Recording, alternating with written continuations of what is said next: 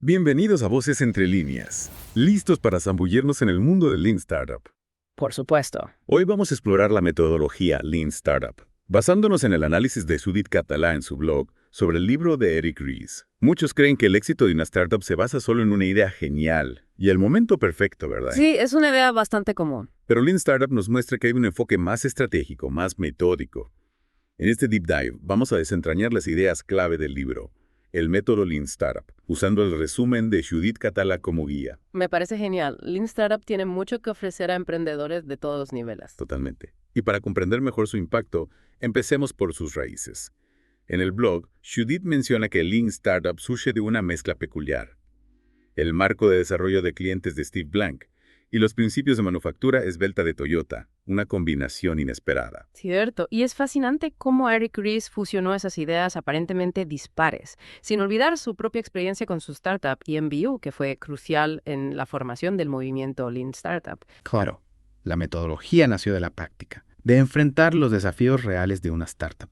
Y hablando de la esencia de Lean Startup, Judith destaca 5 principios que se repiten a lo largo del libro. Los pilares del enfoque. Exacto. El primero es que los emprendedores están en todas partes. ¿Qué te dice esta afirmación? Que Lean Startup no es exclusivo de las startups tecnológicas, es una mentalidad aplicable en cualquier industria, desde un pequeño negocio hasta una gran empresa. Exacto, no se trata solo de crear una empresa, sino de una forma de pensar y actuar. Y el segundo principio. El segundo es que el espíritu emprendedor es management. Es decir, Lean Startup propone un estilo de gestión específico para la incertidumbre de las nuevas empresas. Interesante. Se trata de gestionar de forma inteligente, adaptándose a lo desconocido.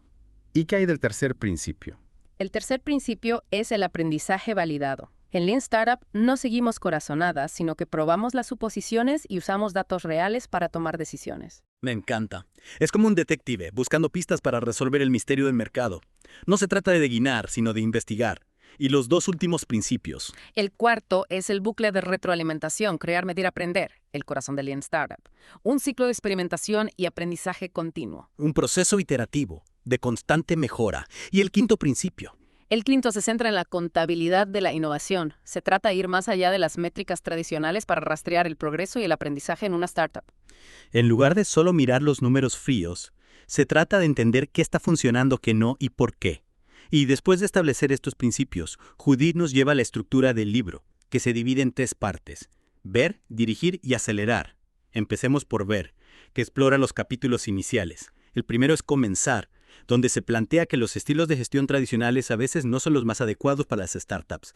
¿Por qué crees que es así? Porque las startups se mueven en un entorno de mucha incertidumbre, donde las reglas cambian constantemente. Los métodos tradicionales, más rígidos, no se adaptan bien a esta realidad. Totalmente. Es como intentar navegar en un mar tempestuoso con un barco diseñado para aguas tranquilas. Y el capítulo 2, definir, Eric Ries nos da su definición de startup. Una institución humana diseñada para crear un nuevo producto o servicio bajo condiciones de incertidumbre extrema. ¿Qué te llama la atención de esta definición? Que amplía el alcance del emprendimiento. No se limita a crear empresas, sino que puede aplicarse a equipos dentro de organizaciones más grandes que buscan innovar. Es una perspectiva muy amplia. Y en el capítulo 3, aprender, se profundiza la importancia del aprendizaje validado, esa idea del detective que mencionábamos antes. Exacto. Obtener información real sobre las necesidades de los clientes, no basarse en suposiciones o en lo que creemos que quieren. Y para ilustrar este punto, Judith comparte la anécdota de la startup de Eric Ries, EMBU, que invirtió 6 meses en desarrollar un producto que no era lo que los clientes buscaban. Un error costoso, ¿no? Sin duda. Un ejemplo claro de la importancia de validar las ideas con los clientes desde el principio. En el capítulo 4, experimentar, se propone tratar la construcción de una startup como un experimento científico. Formular hipótesis, probarlas y analizar los datos para aprender y mejorar. En lugar de ir a ciegas, tener un enfoque más sistemático. Y para ilustrarlo, Judith nos trae 2 ejemplos del blog. Primero, el caso de Zappos, donde Nick Swinmurn validó la demanda de venta de zapatos online con un MVP de baja tecnología. Una idea brillante. En lugar de construir una plataforma completa, creó una web simple para probar si la gente compraría zapatos online. Y funcionó. El segundo ejemplo es el servicio de lavandería de Akshay Mehra en India, que se adaptó a la retroalimentación de los clientes para crear una solución de lavandería móvil. 2 ejemplos de cómo la experimentación temprana puede ser clave para el éxito de una startup. Y con esto llegamos a la segunda parte del libro, dirigir, que se centra en la velocidad y la eficiencia del bucle de retroalimentación, crear, medir, aprender. Es aquí donde se profundizan en el proceso iterativo del Lean Startup. Exacto. Y el primer capítulo de esta parte saltar nos introduce a los dos tipos de hipótesis cruciales para una startup: las hipótesis de creación de valor y las hipótesis de crecimiento. Es fundamental entender la diferencia entre ambas para saber en qué enfocar nuestros esfuerzos. Judith menciona que las analogías pueden ser un punto de partida útil para una startup, pero también advierte sobre las suposiciones ocultas que pueden llevar a errores. Es como usar un mapa para orientarnos, pero teniendo en cuenta que el mapa no siempre refleja la realidad al 100%. Me gusta esa imagen. Y para resaltar la importancia de la interacción directa con los clientes, Judith introduce el concepto japonés de Genchi Genbutsu. Ve y velo por ti mismo. No te quedes con la teoría, sal a la calle y observa lo que realmente está sucediendo. Sabias palabras. Y llegamos al capítulo 6, probar, donde se introduce el concepto del producto mínimo viable, o MVP. El MVP es una herramienta fundamental para obtener información rápidamente y con el mínimo esfuerzo. No se trata de construir un producto perfecto, sino de crear una versión básica para validar nuestras hipótesis. Judith nos presenta varios tipos de MVP: la landing page, el video, el concierge y el mago de Oz. Cada tipo de MVP tiene sus propias características y nos permite probar diferentes aspectos de nuestra idea. El MVP de landing page, por ejemplo, nos permite validar si hay interés en nuestro producto o servicio antes de invertir en desarrollo. Y el MVP de video, como el que usó Dropbox, nos permite explicar de forma visual cómo funciona nuestro producto. El MVP de concierge, por otro lado, nos permite ofrecer un servicio personalizado a un pequeño grupo de clientes para obtener información valiosa sobre sus necesidades. Y el MVP de Mago de Oz nos permite simular una experiencia automatizada, aunque en realidad hay una persona detrás controlando todo. Es increíble la variedad de opciones que tenemos para validar nuestras ideas. Y un punto que me parece crucial es la advertencia que hace Eric Ries sobre la tentación de retrasar el lanzamiento del MVP por miedo al fracaso o a la competencia. Es un error común que puede costar tiempo y oportunidades valiosas. Es mejor lanzar un MVP imperfecto y aprender de la retroalimentación de los usuarios que esperar a tener un producto perfecto que quizás nadie quiera. Es como aprender a nadar. No puedes quedarte en la orilla por miedo a mojarte. Tienes que tirarte al agua y empezar a mover los brazos y las piernas. Exactamente. Y una vez que lanzamos el MVP, llega el momento de medir, que es el título del capítulo 7. Aquí es donde entra la ciencia de datos, ¿no? Tenemos que rastrear las métricas correctas para entender si nuestro MVP está funcionando. Exacto. Y hay que evitar las métricas vanidosas, esas que nos hacen sentir bien, pero que no nos dan información realmente útil. Como el número de seguidores en redes sociales. Exactamente. Es mejor centrarse en métricas que nos indican si estamos satisfaciendo las necesidades de los clientes y si nuestro negocio es sostenible. ¿Y qué tipo de métricas son esas? Por ejemplo, el tiempo que los usuarios dedican al producto, la tasa de conversión de visitantes a clientes o el coste de adquisición de un nuevo cliente. Son datos que nos ayudan a entender si estamos en el camino correcto. Y para obtener información precisa y confiable, se recomienda utilizar el testing A/B. Es una técnica que nos permite comparar diferentes versiones de un producto o campaña para identificar cuál funciona mejor. Como un experimento científico en miniatura. Exactamente. Y los resultados de estos experimentos deben ser analizados y presentados de manera clara y concisa. Deben ser accionables, accesibles y auditables, como se menciona en el libro. Es decir, deben llevar a la acción, ser fáciles de entender y estar respaldados por datos verificables. Y después de analizar los datos, llega el momento de tomar una decisión crucial. ¿Pivotar o perseverar?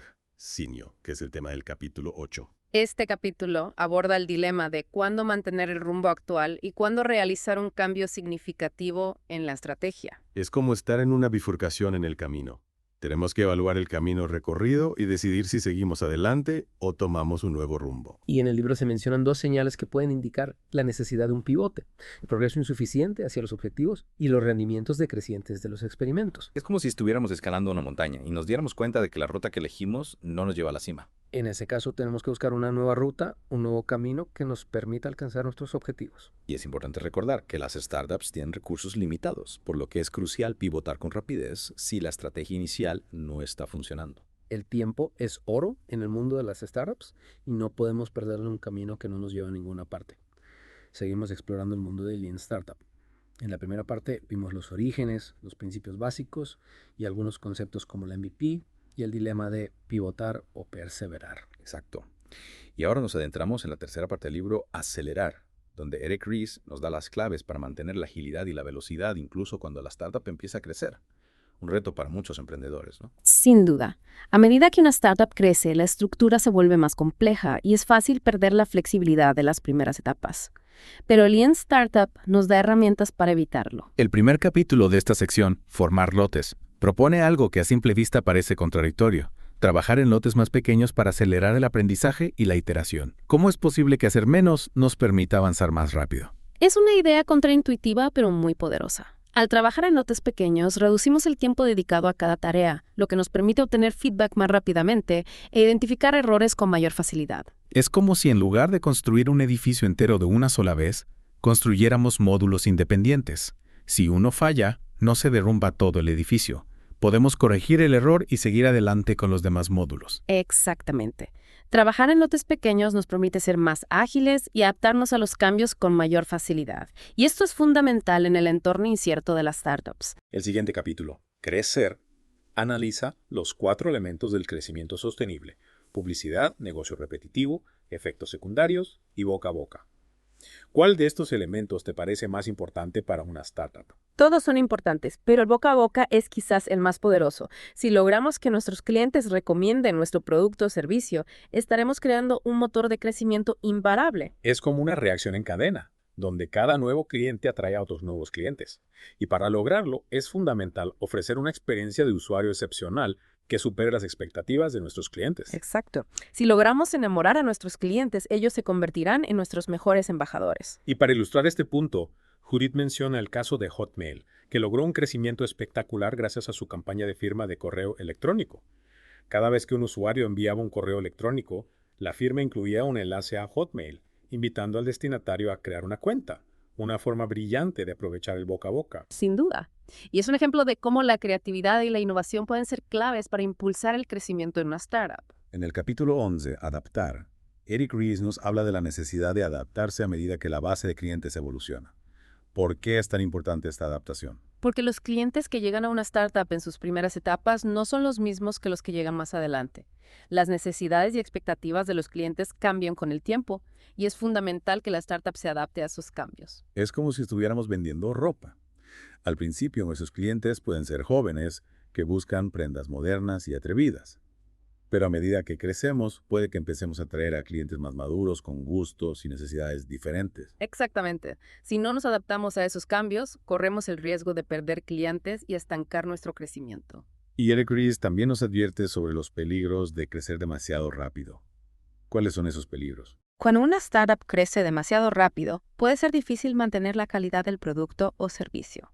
También puede ser difícil gestionar el crecimiento del equipo y es fácil que surjan problemas de comunicación y coordinación. Es como si estuviéramos inflando un globo demasiado rápido. Si no tenemos cuidado, el globo puede explotar. Exactamente. Es importante encontrar un ritmo de crecimiento sostenible que nos permita mantener la calidad y la atención al cliente. En el capítulo 12, Innovar, Eric Ries aborda el desafío de equilibrar las necesidades de los clientes con la innovación. ¿Cómo podemos encontrar ese equilibrio? Es un desafío complejo, pero fundamental para el éxito a largo plazo de una startup. Por un lado, tenemos que escuchar a nuestros clientes y entender sus necesidades. Pero por otro lado, no podemos limitarnos a satisfacer las demandas actuales. Tenemos que innovar, explorar nuevas posibilidades y crear productos o servicios que superen las expectativas de nuestros clientes. Es como si estuviéramos conduciendo un coche. Tenemos que mirar por el retrovisor para ver de dónde venimos, pero también tenemos que mirar hacia adelante para saber a dónde vamos. Exactamente.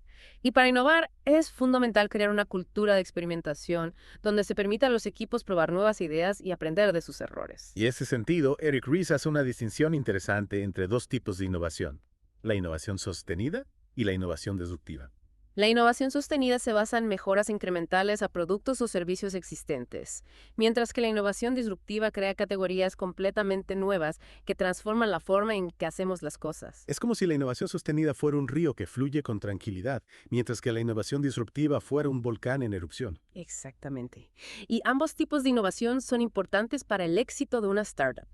Y para terminar con esta segunda parte, me gustaría destacar la importancia que Eric Ries da a la cultura de aprendizaje. Es fundamental que las startups creen un ambiente donde se fomente la experimentación, la retroalimentación y la mejora continua, donde se aprenda tanto de los éxitos como de los fracasos, y donde se comparta la información de manera abierta y transparente. Es como si la startup fuera una escuela, donde todos los miembros del equipo son estudiantes y profesores a la vez. Exactamente. Y el objetivo es crear una organización que aprenda constantemente y que se adapte a los cambios del entorno. Llegamos a la parte final de nuestra inmersión en Lean Startup. Ya repasamos los orígenes, los principios, la importancia de MVP, la flexibilidad para pivotar e incluso cómo mantener la agilidad mientras la startup crece. Exacto. Y en esta tercera parte nos centraremos en el último capítulo del libro, Epílogo, no despilfarrar. Y también profundizaremos en un tema que ha estado presente a lo largo del libro, la importancia de medir y analizar. Empecemos por las métricas. En el capítulo 7, Medir, Eric Ries hace una distinción crucial entre las métricas vanidosas y las métricas que realmente importan. ¿Recuerdas a qué se refiere? Claro. Las métricas vanidosas son las que nos hacen sentir bien, pero que no nos dan información útil para tomar decisiones.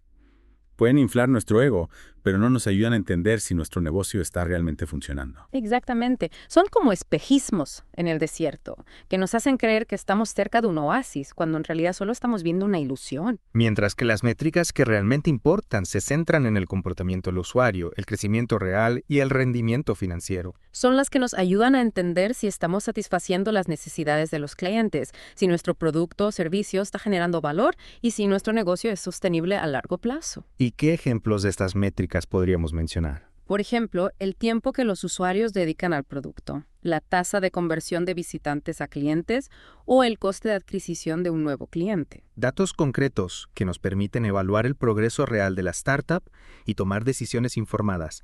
En lugar de dejarnos llevar por la intuición o las emociones, podemos basarnos en datos objetivos. Y para obtener información aún más precisa y confiable, Eric Ries recomienda utilizar el testing A/B que ya mencionamos en la segunda parte. El testing A/B nos permite comparar diferentes versiones de un producto o campaña para identificar cuál funciona mejor. Es como un pequeño laboratorio donde podemos experimentar y obtener datos para optimizar nuestro enfoque. Exacto. Y los resultados de estos experimentos deben ser analizados y presentados de manera clara y concisa para que sean accionables, accesibles y auditables, como dice Eric Ries. Deben llevar a la acción, ser fáciles de entender y estar respaldados por datos verificables. De nada sirve tener un montón de datos si no sabemos interpretarlos o si no podemos confiar en su veracidad. Y hablando de aprendizaje, la cultura de aprendizaje es un tema fundamental en Lean Startup. No se trata solo de medir y analizar, sino de crear un ambiente donde la experimentación, la retroalimentación y la mejora continua sean parte del ADN de la startup. Es como si la startup fuera un organismo vivo, en constante evolución, adaptándose al entorno y aprendiendo de sus experiencias. Exactamente. Y para fomentar esta cultura de aprendizaje es crucial que los líderes sean los primeros en dar ejemplo. Deben estar dispuestos a probar cosas nuevas, a equivocarse, a aprender de sus errores y a compartir sus aprendizajes con el equipo. Es decir, deben ser los primeros alumnos de esta escuela, que es la startup, como dijimos en la segunda parte.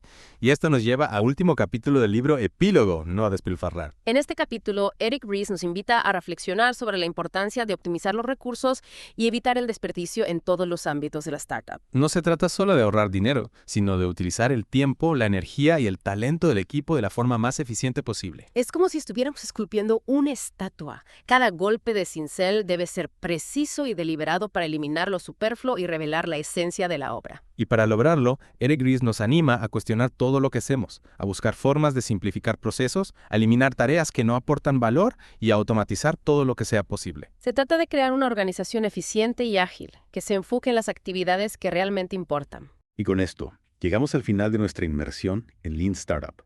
Espero que esta exploración a través del análisis de Judith Catalá sobre el libro de Eric Ries les haya brindado herramientas y perspectivas valiosas para abordar sus propios proyectos. Lean Startup es una metodología que ha revolucionado la forma de pensar el emprendimiento y sus principios pueden aplicarse a cualquier tipo de proyecto. Les invitamos a seguir explorando este apasionante mundo y a poner en práctica las ideas que hemos compartido en este Deep Dive. Recuerden que el emprendimiento es un viaje de aprendizaje continuo y que la clave del éxito reside en la capacidad de adaptarse, innovar y crear valor para los clientes. Gracias por acompañarnos en Voces Entre Líneas. Hasta la próxima.